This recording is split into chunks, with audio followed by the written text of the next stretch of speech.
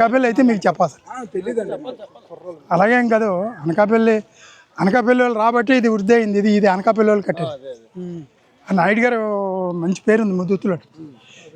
పేదవాళ్ళకి భోజనం పెడతాడు, బట్టలు ఇస్తాడు, లింగి పని చేస్తాడు. చరిత్ర చెప్పండి గుడికి చరిత్ర అంటే ఇది పూర్వం జంగాలదండి. అలాగే ఈ గవర్నమెంట్ వచ్చి దీన్ని రాజులు ఆక్రమించుకున్నారు. తర్వాత ముద్దుత్ పేరే కానీ ఈ రాజుల ఆధ్వర్యంలో నడుస్తుంది. అర్థమైందండి. ఇది వరకు ఇక్కడ సాధు గారు ఉన్నప్పుడు ఎంతమంది వచ్చినా భోజనాలు పెట్టేవాడు.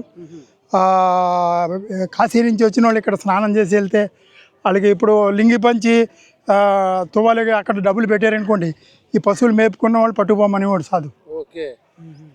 ఆ సాధు అంత గట్టిగా చేస్తున్నాడని చెప్పేసి మీదన మంచం కట్టుకున్నాడు, ఇంకెక్కడికి వెళ్ళడం మానేశాడు. రాత్రి పడుకుని ఉండగా ఏరొచ్చి కొట్టిపోయాడు. అప్పుడు నేను అలాగా నాకు 13 సంవత్సరాలు చిన్న ఊహండి. ఇక్కడ ఎడ్ల పందాలు అవుతాయి ఈ అవతల ఊరిలో.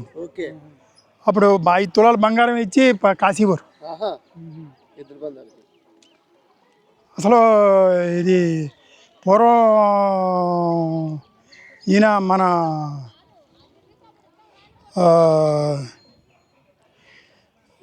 ఇది బెల్లం వ్యాపారం చేసేవాడండి దాడోళ్ళు. దాడి రమణ వాళ్ళు పెద్దన్నయ్య పేరు మర్చిపోయాను. వాళ్ళు దీనికి బాగా పెట్టుబడి పెట్టారు.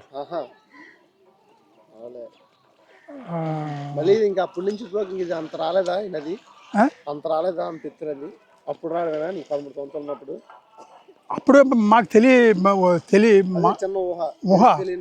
అప్పుడు ఇసుక ఉండేదండి, నడిచి వెళ్ళిపోయేవాళ్ళు అటేపు. ఇసుక వచ్చి గొయ్యి అయిపోయింది అన్నమాట. తర్వాత దీనికేమో అటేపు పిక్నిక్ అది అయితే అటేపు వెళ్ళడానికి మా ఇక్కడోటి, తర్వాత తగరంపూడిలో ఒకటి బ్రిడ్జ్ కట్టమన్నాం. అటు వెళ్ళాలంటే ఇంక ఇటేపు రూట్ ఏమీ లేదండి, అలా తిరిగి రావాలి. లోపల పిక్నిక్ అది చేసుకుంటారు. అలా తగరంపూడి మీద నుంచి ఇక్కడి నుంచి వస్తారండి. తుంపాల మీద నుంచి. ఇటు నుంచి వెళ్ళకూడదండి. ఏం చేద్దంటే ఈ కొన్ని ఇక్కడ అందరూ చచ్చిపోయిన వాళ్ళు గట్రా ఎక్కువ ఉంటారు. ప్రేతాత్మలో మంచోడు. ఇప్పుడు సపోజ్ మీరు పెన్న మీద వెళ్తున్నారనుకోండి, మునిగిపోయింది అనుకున్నాడు. ఇప్పుడు నేను ముసలోని చచ్చిపోయినా పర్లేదు, నువ్వు కుర్రోడు, ఇంకా నీ తండ్రికి కొడుకే ఆస్తి, కొడుకు కలిసి రాకపోతే తండ్రి ఏం చేయలేడు.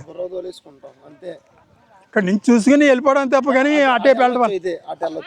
మీరు ఏదైనా పని మీద వెళ్ళినప్పుడు వెళ్ళండి, ఇక్కడ దర్శనం చేసుకుంటే చాలండి. అదేంటంటే డబ్బు వాళ్ళు పార్టీలు అవి చేసుకుంటారని చెప్పేసి డబ్బు గురించి అద్దెకి కట్టుకున్నారు.